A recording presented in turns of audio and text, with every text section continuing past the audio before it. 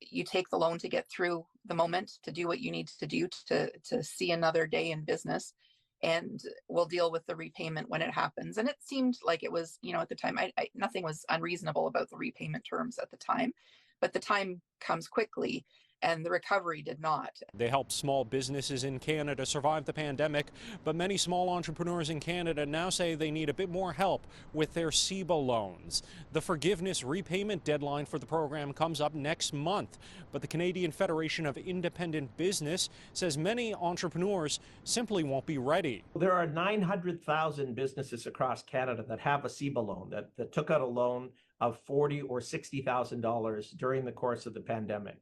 And our data shows that almost 20% of them do not have the money to repay.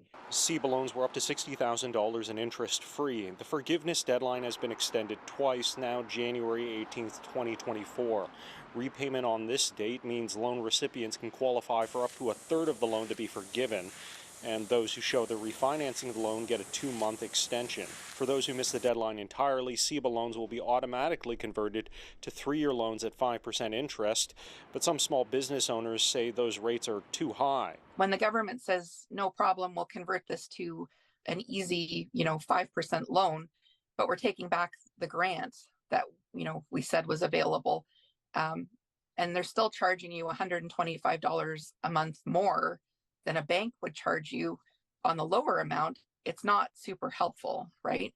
Angela Pollock owns a camping business near Ontario's Algonquin Park and says the post-pandemic recovery simply hasn't come to Canada's small towns, and asking small business owners, many of whom rely on tourism to pay during the off-season, just makes no sense. We're not talking about people who are, deciding between which $1,700 a plate political fundraising dinner to attend. We're talking about people who are, maybe can't buy milk for their kids or winter boots and winter clothes, right?